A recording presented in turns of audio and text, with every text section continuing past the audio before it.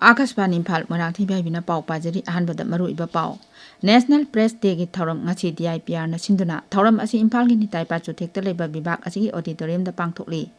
Thoram maduda Manipuri State Journalist Award ising ani kunmanga chu yenthokhi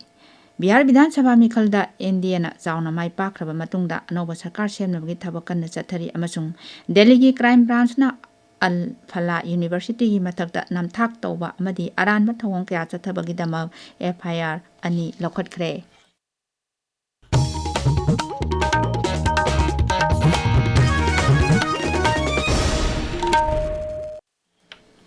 Lebak yatay mapam singgaloy na na Manipur da chu ngasi National Press Day gi thorom pangtholi English singa masamapun humputar ki ngasi gi numit asida Press Council of India lingkhat ki bagi numit puning singbo oina sahi khuding gi Press Day gi thorom asi lebak sin bathungna pangthokduna lakli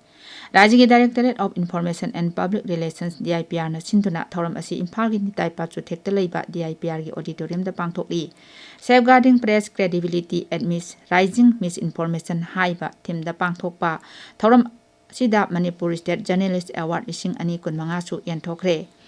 Sahi asigi oina mana phanglabasing aduti Best Editor da pongna pampauchigi Aribam Ravindra Sharma Science and Technology category da Sanalebak Pauchigi Sanasam Kritiva Singh Parliamentary da Sanalebak Pauchigi Khaidem Athowa Maitei Women and Children da Sangai Express ki Kharibam Yaipaba Maitei Art and Culture da pongna pampauchigi Thongam Boni Singh Sports da Hyenlan Pagi Pauchigi Alka Thokchom Amadi Public Health and Hygiene da Sanalebak Pauchigi Hemchamda Sagol Siamni Thoramadu da Wangang bada IPR gi Secretary Hungyong Warsangna Hi.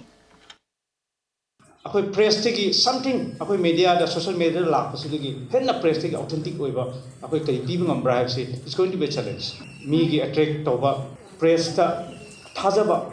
asi khabar sina phongba khabar sidi yam authentic oye sida reliable oye akoi gi news sidi aidama adum tabada sidi gi aina adum analyze tawu ngamani haibugumagi something value addition oiba akoi social media la pasing digi henna value addition leiba asumagi information si la ngamba asi karmaina akoi pibu ngamgra have at the news setting at the field dagi proper information henna chumme henna objective hoya to akoi mi oidem na kana bagi ne have si akoi karmai proper ngamgra have si am chawba challenge oiba have tare Thoramadu da IPR gi Director Ngangom Uttam Saruk Yakhi Thoramasiga Mari Lenana ngasi hiram Safeguarding Press Credibility Amidst Rising Misinformation haiba sida workshop amasu pangthokli Senior Journalist Pradip Hanjogomna moderator oidona pangthokliba workshop asida Senior Journalist K Saroj Kumar Sharma amadi Impact TV Chief Editor Rupachandra Yumnam Wangangloi oina saruk yari National Press Day na lakpada lusingba kyana yaipa paujel pirakli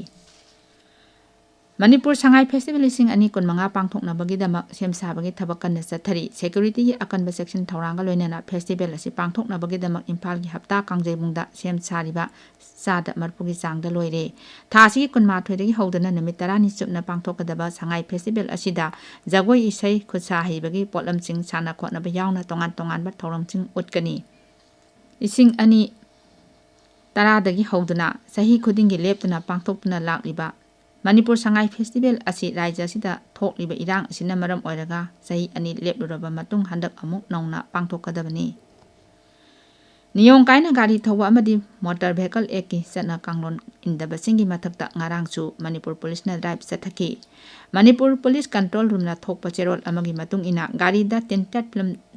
naplamba sing lokthok hanabagi thabakchu leptana sathari Loinana traffic rule thogaiba miyoi kuntha toktagi punna Lupa lising humpugi jalan kaki Central Forest Division hi manung channa leiba Sadar East Range akoibada loudspeaker campaign chathakre ekoi gi paumin hai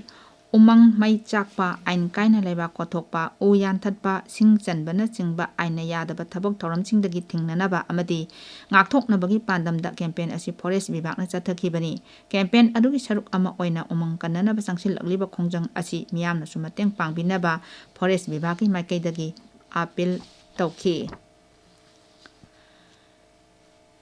Kendra Sarkar ki Culture Mantralaya Senthang Makhada Kanglei Mime Theatre Repertory Imphal na sinduna chatharakpa Festival of Mime Folk Song and Art Exhibition ngasi loisilagani thasi 17 dagi hoduna numit mari ni supna chathariba festival asida tongan tongan ba nat ki oiba isai nongmai kya utki ngasi loisenbagi thoramda MS KA की KA सुंदरीना लमचिंग लमताकपा Khongjom लान अमदी संगीत Natak academy एवार्डी मंगांग सना अमदी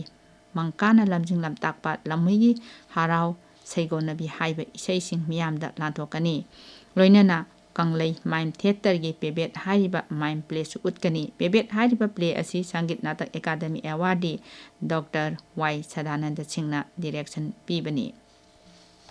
सेनापति जिला इंबगी चांग Celsius degree 9.3 यौरे राज्य directorate of environment and climate change न पीबा अयिंग आसागी रिपोर्ट की मतुंग इन ngarang फावद उखुल जिला इंबगी चांग सेल्सियस डिग्री 9.5 कांगपोपी जिला 10.8 इम्फाल वेस्ट जिला 13.25 नोने जिला 12.8 इम्फाल ईस्ट जिला 12.35 यौने इंखी अमरमद बिष्णुपुर चुचामपुर कक्चिंग तमेंगलोंग अमदी टेंगनौपल जिला इंबगी चांग असी सेल्सियस डिग्री 13 की मथक्ता लेखी ताबीरिबा पावसे आकाशवाणी इम्फाल दगिनी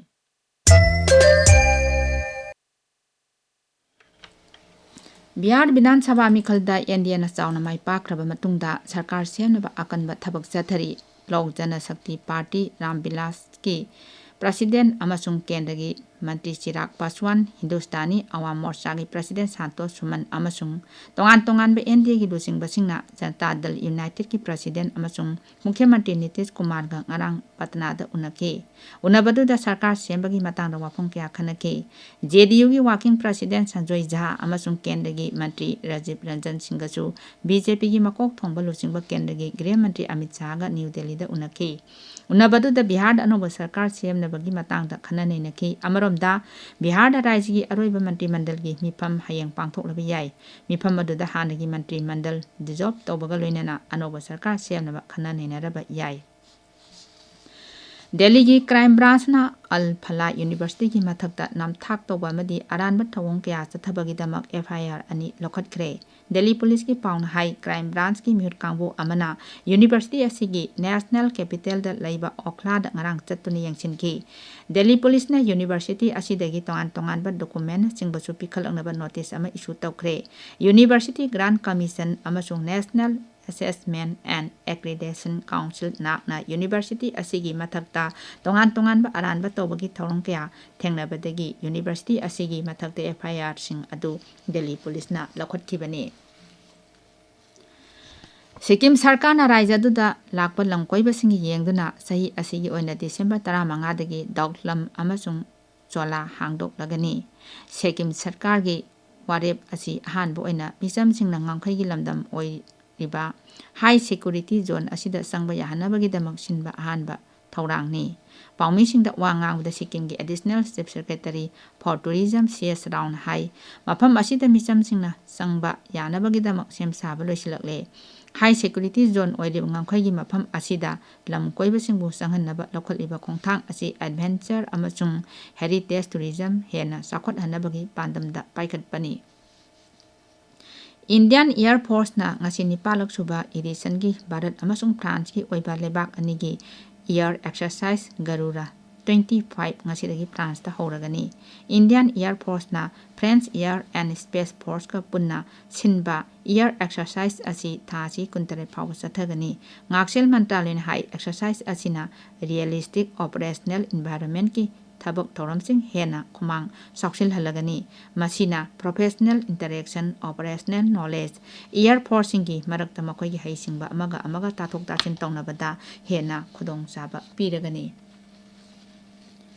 नशा मुक्त भारत अभियान चाही 5 सुरक्पगी पालन थौरम केंद्र की सोशल जस्टिस अमसुंग एम्पावरमेंट मंत्रालयना थासी 19 दा अमृतसर की गुरु नानक देव यूनिवर्सिटी दा पांगथोकनी